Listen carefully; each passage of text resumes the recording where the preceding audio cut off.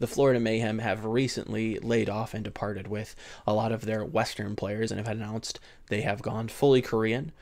And I wanted to kind of give my take, my 2 cents on that, and what possibly could happen for them in the future, some possible signings. I'm going to be limiting myself to 3 possible signings to make the most impact on the Florida Mayhem.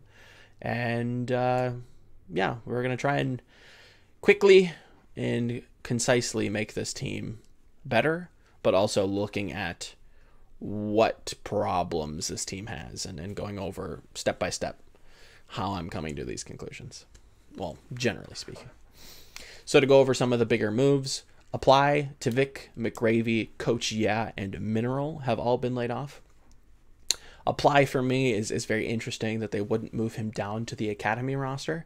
Yes, the academy roster has 3 DPS players, but because he was on a 2-way contract, I wonder exactly why he wasn't necessarily, moved down to Mayhem Academy. Try to find some investment there. Possibly, try to integrate him within that team. Is it a little too late? Did the parties not want to, did both parties weren't interested in that? It's difficult to say.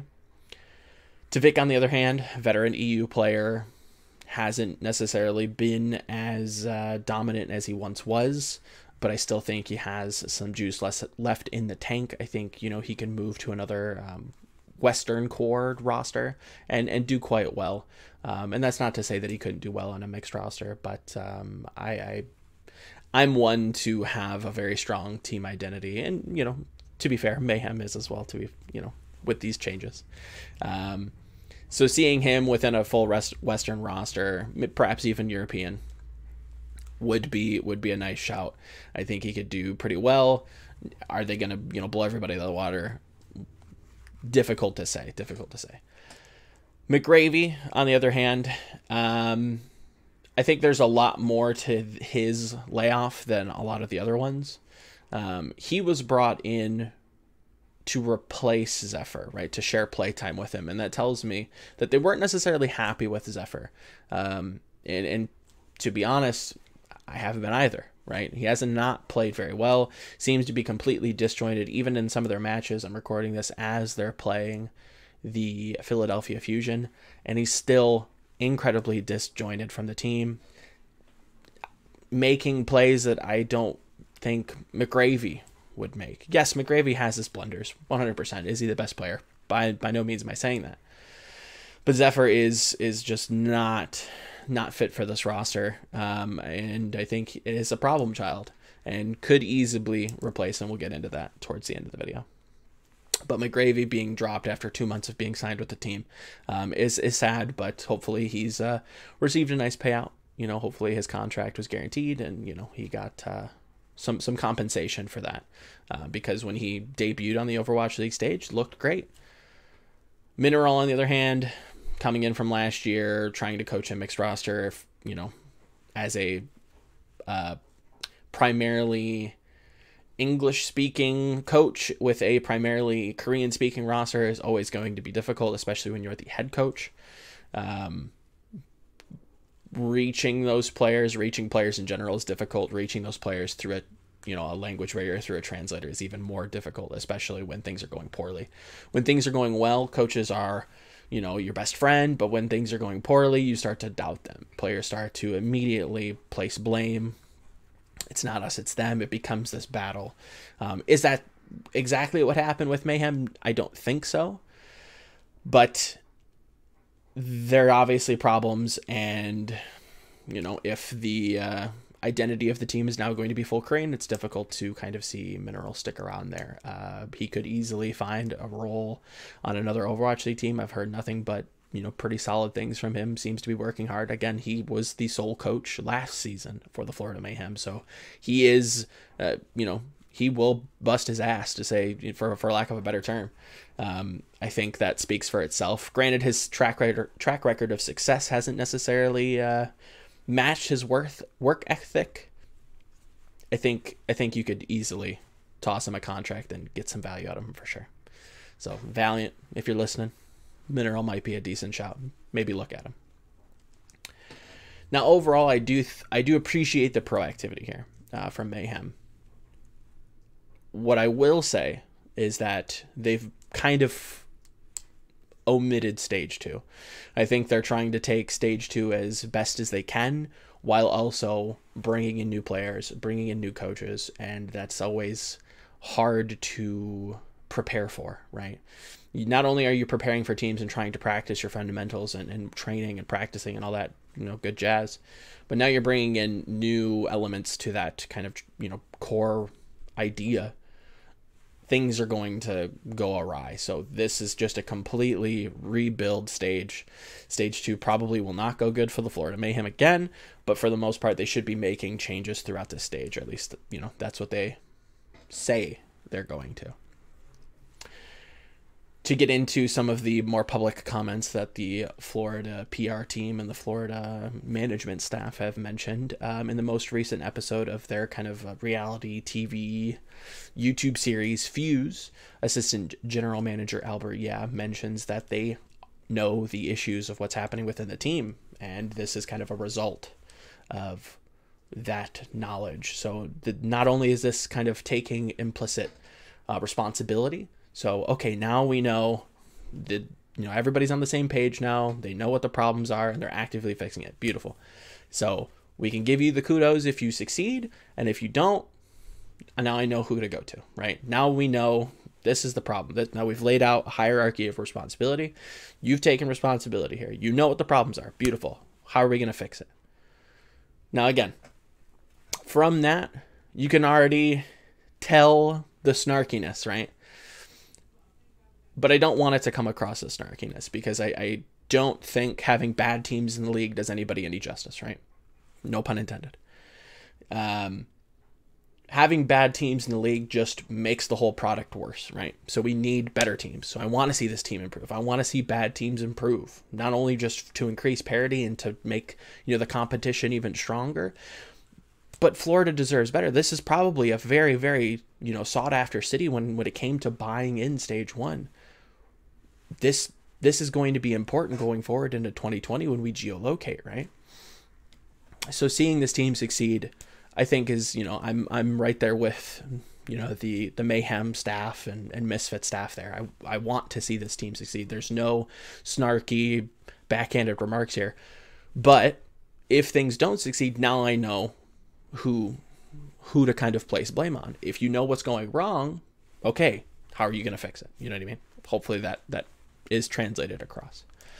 Bare Hands, who I believe is also either co-GM or assistant GM, has stated, we are layering a strong foundation which will allow us to improve in the short term, but more importantly, will prepare us for a successful organization in perpetuity, so in the future.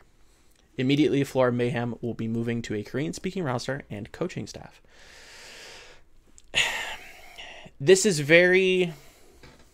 I think this is more controversial than people take or are willing to admit or think about.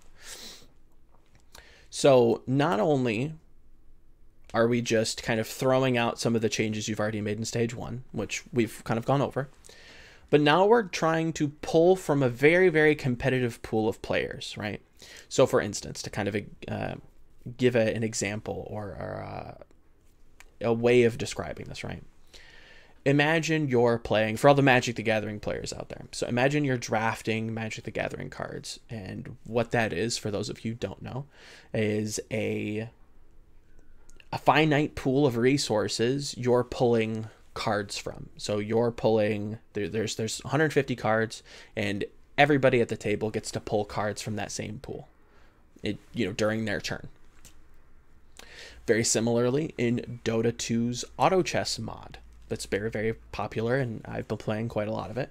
It's very similar, where there's a finite pool of resources that you're trying to pull chess pieces to kind of work together as best as they can. So you're trying to create synergies and find pieces that work well together, find synergies that work well together to build the best team. Now, if the Mayhem are going, let's say, for instance, blue Flyers in Magic the Gathering, or Warriors in Dota, or Koreans in Overwatch, right? You're pulling from a pool that almost every team is looking to pull from, whereas the Western pool is wide open. Maybe there's one to two teams, maybe Houston and Paris, that are solely looking at Western talent and trying to scout that out. I don't necessarily think that going full Korean for Florida Mayhem is necessarily bad, but I think you have to attack it with your checkbook, and I don't know necessarily that they're prepared to do so. Because again, a lot of the players that we're going to go down and talk about their signings, you know, some of their possible signings, I don't believe are going to be too cheap, right? So you're going to have to attack this with a lot of resources, and I don't know that Misfits necessarily is willing to do so. They weren't in stage one. I'm sorry, not in stage one, but in season one, they signed the original Misfits roster. That whole plan went up in flames, and in stage one, they started to kind of try to make some emergency moves, and even the moves that they made in the off season weren't great. You know, this team has problems, but I'm going to limit myself into how to fix those problems in the most effective use of your resources, right? So I'm going to try and limit myself to 3 moves for this roster to make it at least a stage playoff contender, and I believe Mayhem can do that. But to continue with some of the things that Bare Hands has said, he went on in the same PR statement that he mentioned about the Korean-speaking roster, says, "We will continue to build out our staff over the coming weeks," which again talks about, you know, this stage being a rebuilding phase and to kind of temper expectations almost. We're also working diligently to recruit players, talented players at every role, and we will be aggressively improving every aspect of our organization. Again, just kind of reiterating on the fact that this is going to be a rebuilding phase for the Florida Mayhem. So we're not going to see the kind of peak Florida Mayhem that this project, the stage 2 project, will unfold until stage 3, right? Stage 2 is going to be a mess. They're going to be bringing players in. They might be shipping players out. They've got until, I think, stage 3 for this season. I think the signing period closes then, so they still have time to do so. But there again, their seasonal playoff chances are dwindling as we speak because of how poorly they did in stage 1. Is it possible for them to make a wild card play? I think that's their best bet. I think that's the only way that they could possibly, or feasibly, I should say, make the seasonal playoffs right now, is if you try to make as big moves as you can currently and try to compete for that wild card spot. You know, those, I think it's like 8 to 12 teams will be playing instead of the stage 4 stage playoffs. They'll be playing for 2 slots at the seasonal playoffs, which are, you know, that's what everybody's playing for, right? So again, my 2 big questions here is, why exactly was McGravy brought in, and why exactly was he immediately deported, or not deported, but laid off, right?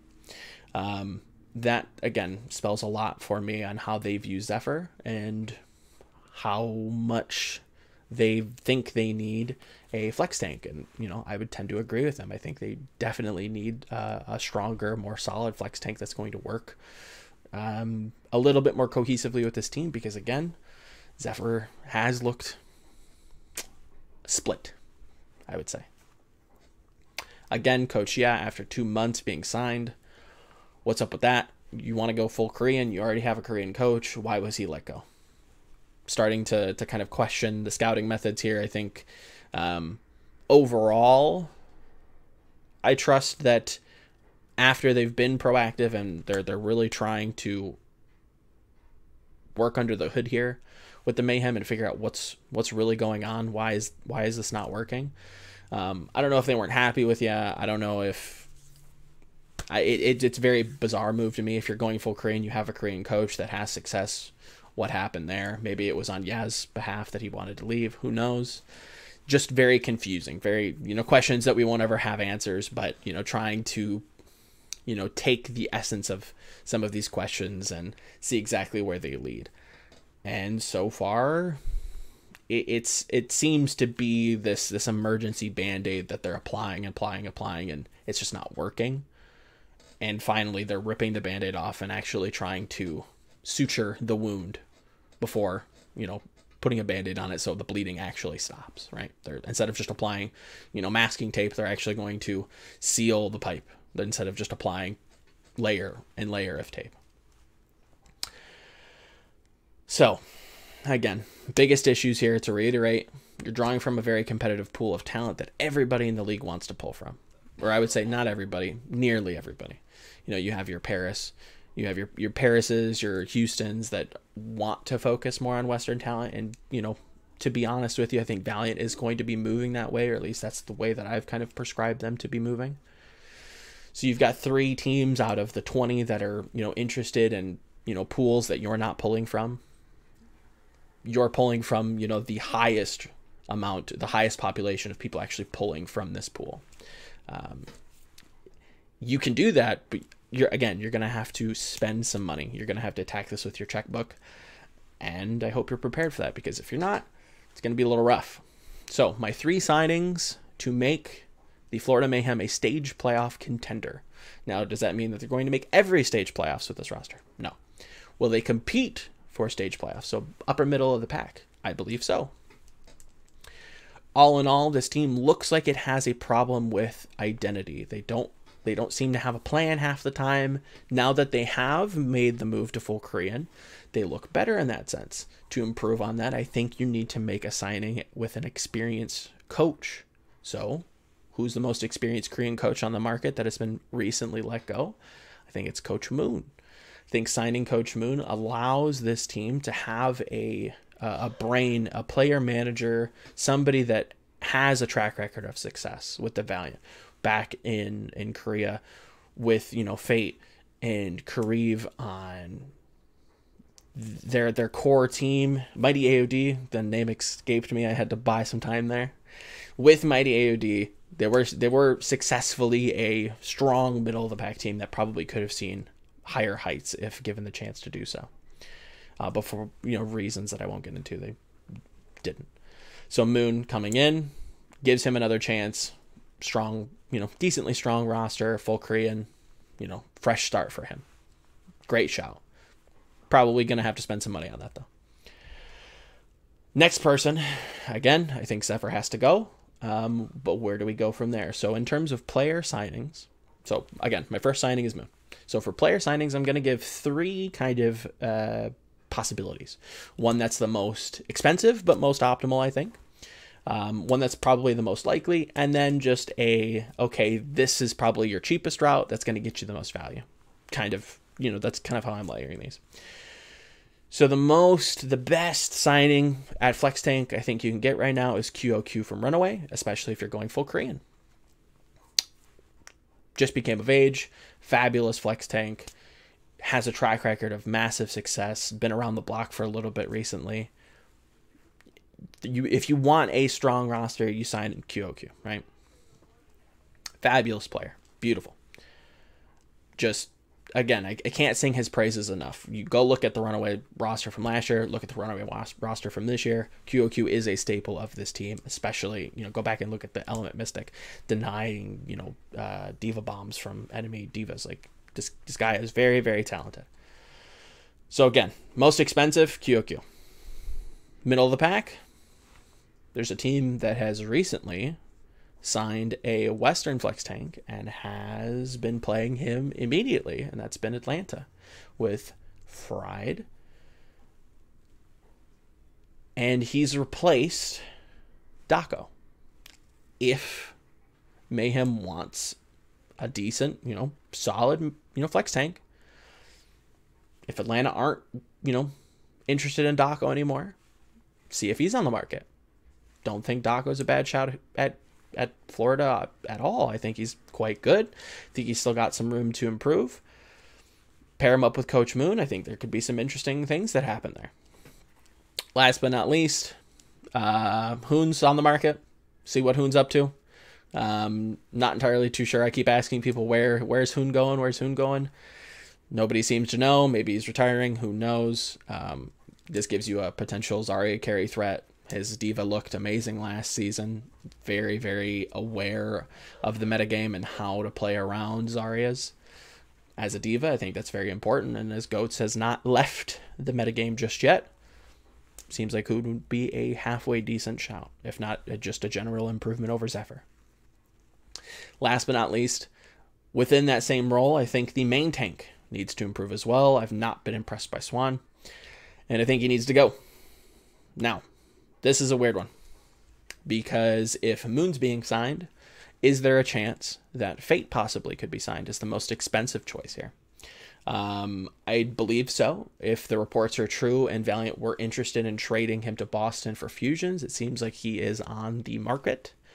And if Florida wants a competitive roster and you've got Coach Moon, possibly, Fate would be a beautiful shout. Worked with the coach before, seemingly gets along with him. It's a full Korean roster. Maybe they won't be the same internal dilemma. Gives him a fresh start, new mindset. Beautiful. Sign him. It's going to cost you some money, though. Next on that list, I think Smurf from the San Francisco Shock. Not a bad choice here. San Francisco, you know, Krusty's got an eye for talent. Take him, see what happens. I think he's definitely better than Swan so far. Granted, he hasn't seen much play time, and personally, I don't have any kind of I don't have strong priors on his past performance. I think he played with GGEA in Optic Academy. But from what I've seen, from what I've heard, solid player and doing well in Shock. So see if he's on the market. And again, cheapest and, you know, just a general improvement overall, and maybe the most likely, I would say. Shanghai still has Fearless. He's not playing. Apparently he's in Korea sick. I don't know if that's necessarily true. See what Fearless is up to. See what his contract looks like. See if Shanghai's willing to sell him. Maybe he works with Daco if you want to go that route. I think he has a lot more to prove. I think he was a nice shining light on Shanghai last season. Was decent statistically at least. Was very strong on Element Mystic as well. I think you could have a nice little rebirth with him on the Florida Mayhem. And I believe that signing Moon, signing, you know, any of those three players and the tank roles would drastically improve this team. Would I love to have a projectile player? Sure. Honorable mentions go to Water. BQB Saya player. Water would be a fantastic, just terrifying DPS duo if we go to a DPS meta. But again, I've kind of limited myself. If I could retool the roster and have, you know, infinite monies, then sure, yeah, I'd be signing Water. I'd be getting a new flex support, Gangnam Jin, beautiful shout, you know, honorable mention to him as well. But Florida has moves to make, and because they're a team that's making those moves early in stage 2, early in the season, they might be able to snag up some of these players, but they're gonna need to do so with the almighty dollar bill. So that's my kind of thoughts. That's my my take on how the Florida Mayhem may pan out, and some of my my thoughts on their moves overall. Again, not super upset about it, but there's you're going to have to step up to the plate and really knock this one out of the park, or it's just going to be a lot of the same things, kind of just boiling over again and again and again. So again, got to change that structural things, structural problems. But as always, thank you guys for watching. If you like this video, go check out some more. If you would like me to talk about some other things, leave a comment down below and leave a suggestion. I'm definitely open to kind of taking a look at what you guys have to say and, you know, see if there's anything interesting. Not interesting, but like topic-wise, right? But again, enough rambling. Thanks for watching, and I'll see you guys in the next video.